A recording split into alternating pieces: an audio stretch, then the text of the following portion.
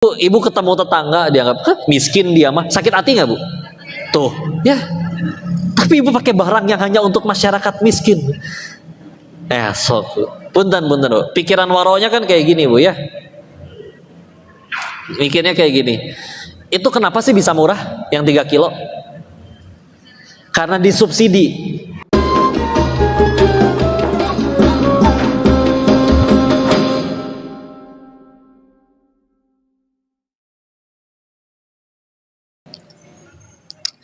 Rasulullah SAW bersabda, qala, yang maknanya, yang artinya sesungguhnya nur cahaya jika masuk dalam hati, terbuka lapanglah dada untuknya. Ketika Nabi SAW ditanya, ya Rasulullah, apakah yang demikian itu ada tandanya? Beliau menjawab yang artinya, ya, yaitu merenggangkan diri dari dunia tipuan dan condong pada akhirat yang kekal dan bersiap-siap untuk menghadapi maut sebelum tibanya. Ya, cirinya ternyata ditanya, orang yang udah yakin itu ada nggak cirinya? Wahai Nabi, ada. Ya, dia merenggangkan jaraknya dengan dunia dan mendekatkan atau condong pada akhirat. Ya kan, memang tanda-tanda hati yang benar-benar hidup ya. Salah satu cirinya kan bersegera mungkin dalam beramal, dan juga kalau maksiat ringan aja buat ninggalin. Kadang ada orang pengen ninggalin maksiat, aduh berat loh, aduh ini sekretaris muda di kantor naksir, gimana ini ya, yang di rumah udah ya misalkan ya usianya tidak bisa berbohong misalkan ya, tapi kapan lagi mumpung dia naksir gitu ya. Tapi udah dia tahu, enggak ringan ninggalinnya. Kan bagi sebagian orang berat, aduh kapan lagi ya enggak. Lagi nggak ada orang lihat ada duit lah 1 miliar kesegepok di meja ya, bergepok-gepok di meja, nggak ada yang lihat nih, dititipin, nggak ada CCTV, bilang aja hilang jatuh di jalan atau kurirnya tadi mungkin yang ngilangin, masa ngambil selembar 2 lembar ketahuan? Nggak ketahuan kali misalkan ya. Terus dia tahu, Allah tahu, nggak mungkin nggak ada balasannya. Terus ringan, embung, bukan hak saya. Ya itu. Kalau ke amal dia ringan, bersegera mungkin. Kalau ke dosa sama ringan buat ninggalinnya. Karena ada orang-orang yang ninggalin dosa tuh masih berat tuh. Ya. Itu dia tanda bersihnya hati ya. Kayak itu dia. Dan kalau udah kayak gitu nambah kan keyakinan. Kan kadang yang beda cuma di keyakinannya. Ya, ingat waktu Nabi Ibrahim alaihissalam harus masuk ke api, beliau yakin tidak apinya panas? Beliau tahu tidak apinya panas? Tahu. Tapi beliau daripada yakin api itu panas, beliau lebih yakin tentang 3 hal. Ingat? 1, kalau kata Allah saya harus mati, nggak usah pakai api juga mati tanpa ada apapun. 1. 2, kalau kata Allah saya nggak boleh mati, mau api, mau gunung meletus, mau gempa bumi, mau tsunami, meteor jatuh, kata Allah nggak mati, nggak mati. 3, kalau saya udah lakuin ini untuk Allah, tetap mati, maka yakin pasti Allah balas dengan kebaikan yang lebih besar. Jadi beliau lebih yakin tentang 3 hal tadi daripada yakin api itu panas. Bedanya di yakinnya doang kan. Sehingga bismillah, hasbunallah wa ni'mal wakil, ni'mal maula wa ni'man nasir. Allah jadikan api dingin untuk beliau. Apalagi maling rakyat di negeri ini, duit udah banyak, tapi mungkin tidak cukup yakin bahwa Allah itu menjamin rezeki tiap hambanya. Makanya, wah nggak bisa nih, pasti kurang nih, nyolong lagi ya. Padahal kalau buat hidup mah 10.000 masih bisa kenyang di Bogor ya. Di Jakarta juga ya masih ada 15.000 masih bisa kenyang ya, nasi bungkus ya. Tapi nggak bisa ya, 15.000 kali 3 45.000, anggaplah 50.000 dikali 30 hari, berarti 1,5 juta cukup tuh buat hidup doang mah ya. Tapi udah nggak bisa. Oh, gimana nih? Udah terlampau cinta juga dan ngerasa, aduh Allah cukupin rezeki atau enggak? Apalagi dia menjebakkan dirinya pada lingkaran setan ya nyebutnya. Udah pengen berhenti korupsinya, tapi udah kepala ngambil cicilan Mercy, udah kepala ngambil cicilan lemper Gini, ya, udah kepala ngambil beliin apartemen buat sekretaris muda saya, tuh kan repot, ya. Kalau nggak korupsi lagi mana kebayar ini semua? Dibikin terus aja pada lingkaran setan itu, ya. Nah, alhamdulillah. Padahal kalau bicaranya tadi buat hidup murah bu, buat hidup mah asli. Murah banget buat hidup di Indonesia. Bismillah. Ya. Apalagi suami pelit kepada istrinya, mungkin tidak cukup yakin bahwa kalau ngasih ke istri Allah akan kasih lebih besar. Mau direkam nggak buat dikasih lihat ke si bapak? Insyaallah beneran. Ya sok lah tuh ya. Iya, suami yang pelit ke istrinya mungkin cuman tidak yakin pada Allah kalau ngasih ke istri Allah akan balas dengan kebaikan yang lebih besar. Cukup. Insyaallah ya. Insyaallah suami kalian mah soleh-soleh atulah ya. Insyaallah. Ya gitu kan. Kan ya tadi asli buat hidup mah murah, buat sekedar hidup mah sok gerak lihat ya. Ini latihan bicara tentang waro, karena orang-orang yang udah kayak gini bu, orang yang udah segininya iman masuk ke dalam hatinya, salah satu cirinya juga memang pasti makin waro. Waro tuh hati-hati ya, gak berani ngambil yang bukan haknya. Misalkan di kantor ada printer, terus dia ngeprint, di rumah istri mau jualan cilok, ngeprint gitu ya. Dia nggak akan berani. Kenapa? Karena saya tahu atasan saya beli printer, tinta dan kertasnya untuk urusan kantor. Terus saya nggak izin pakai untuk urusan pribadi, nggak mau, takut hisap. Beneran bu, jangan dikira nggak akan dihisap itu.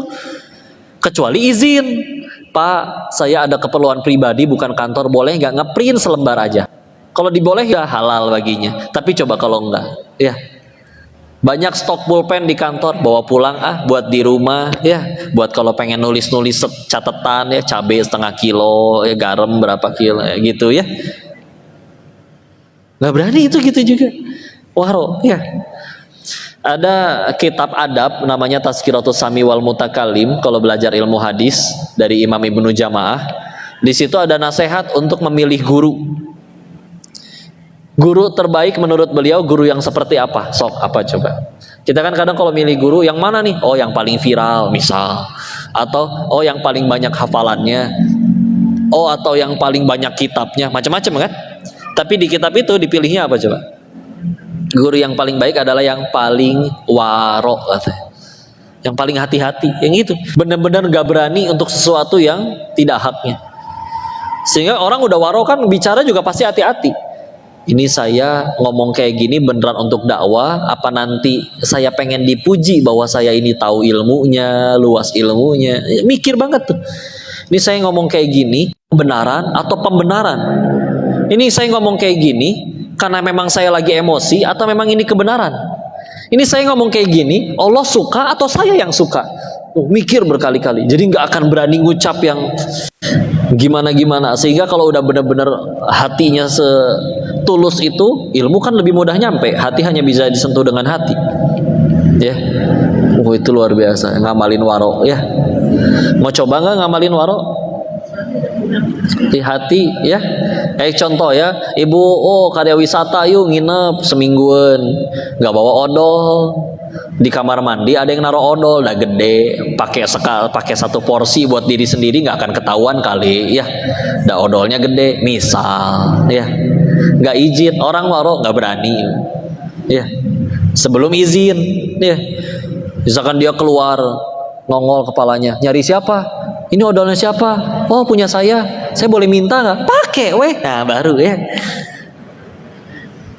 Kok kan kan temennya baik, dipakai duluan, beres mandi baru izin, boleh nggak? Kalau ngizinin nggak apa-apa. Tapi orang waro tuh mikirnya macam-macam. Ini saya beres sikat gigi mati, nggak sempet izin ke beliau. Wah, ngaco nih. Tuh, bisa mati kapan aja kan? Waro luar biasa ya.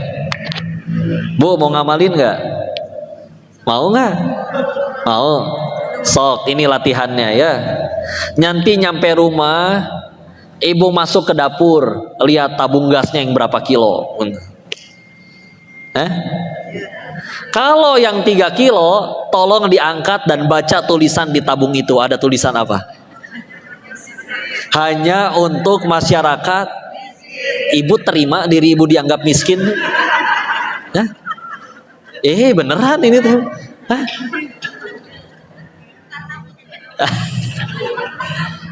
Bu, ibu ketemu tetangga dianggap miskin dia mah, sakit hati nggak bu? Tuh, ya. Tapi ibu pakai barang yang hanya untuk masyarakat miskin. Sok, punten bu. Pikiran waronya kan kayak gini bu ya. Mikirnya kayak gini. Itu kenapa sih bisa murah yang 3 kilo? Karena disubsidi. Jadi sebetulnya harganya nggak segitu, tapi disubsidi pakai uang rakyat.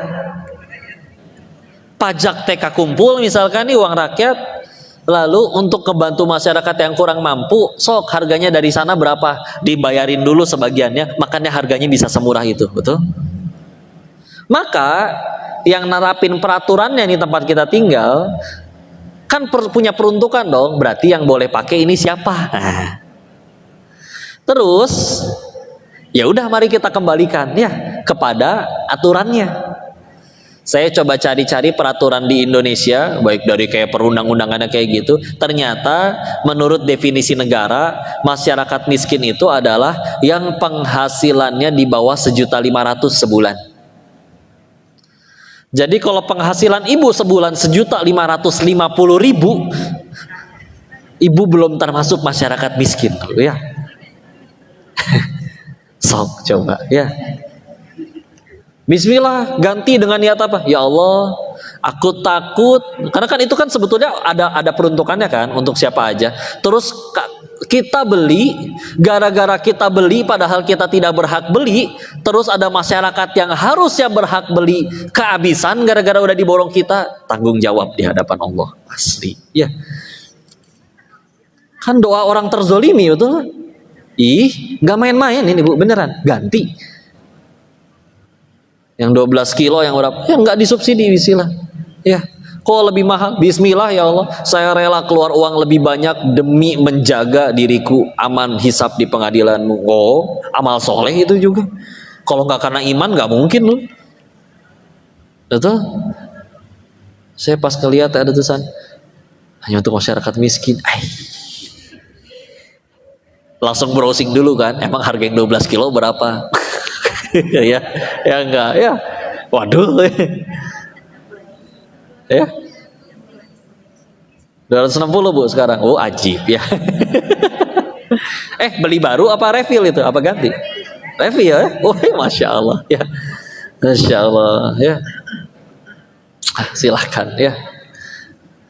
Ini ada di online juga ada 3.200 orang, 3.200 orang ganti tabung gas ya hari ini juga ya. Bismillah ya. Bismillah ya. Udah benar bu, hati-hati bu. Tahu nggak, Umar bin Khattab radhiyallahu anhu waktu zaman kepemimpinannya pernah mengucap kayak gini, yang kalau kita terjemahin, jika ada keledai terpeleset entah di daerah mana selagi itu masih daerah Islam, maka aku pemimpinnya akan dimintai pertanggungjawaban sama Allah. Segitu teh permasalahan keledai kapleset entah di pelosok bumi belah mana, tapi karena beliau jadi pemimpin kan dimintai pertanggungjawaban.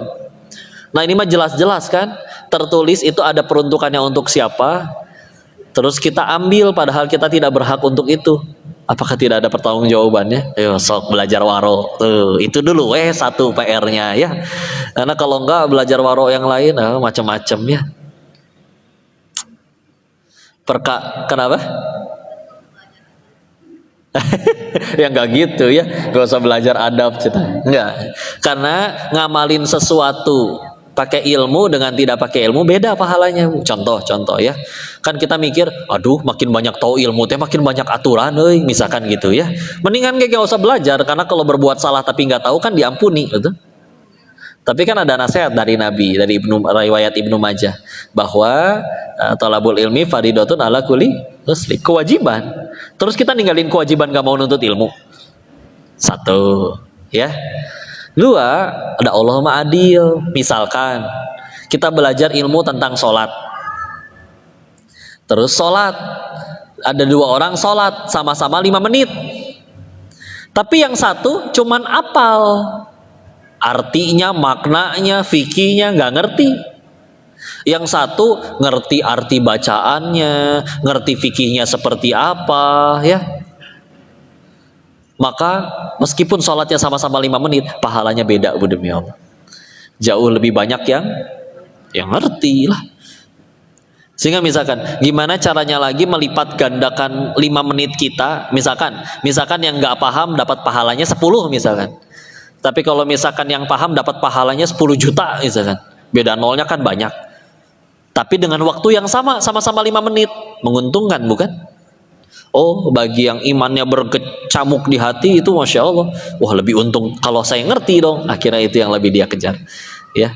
Jadi, ya istilah ya, kudu diamal. Dan sekali lagi setelah tahu ilmunya juga kan kapan jadi kebaikan? Kalau diamal, betul? Misalkan, insya Allah semua tahu hadis ini. Rakaatul fajri khairum minad dunya wa ma fiha. Hadis riwayat Imam Muslim nomor 725. 2 rakaat salat fajar atau qobliyah subuh maksudnya ya, lebih baik daripada seluruh dunia dan seisinya. Tapi kita tahu hadis itu, tapi seumur hidup nggak pernah sholat sunnah qobliyah subuh, jadi apa? Nah, rugi kan? Ibarat gini, kalau guru kami nasihatinnya kayak gini, ibarat ada keledai ngangkut buku 1 karung, bukunya manfaat nggak? Seharusnya bisa manfaat bagi yang ngerti ya. Tapi kan keledai mah nggak bisa baca, jadi meskipun dia ngangkut sekarung ilmu, karena dia nggak ngerti, apalagi ngamalin, ngerti aja enggak, apalagi ngamalin, maka ya udah ilmu itu buku nggak jadi manfaat bagi si keledai. Iya. Kalau misalnya kita nih diangkutnya di otak, kita punya kapasitas otak ya, tapi cuma dipenuh-penuhin tahu ilmunya, diamalin enggak, ya kayak diangkut tapi nggak diamal, nggak jadi kebaikan. Seperti keledai lagi ngangkut buku, bukunya sama sekali tidak jadi manfaat bagi si keledai. Ya, seperti itu ya. Masya Allah.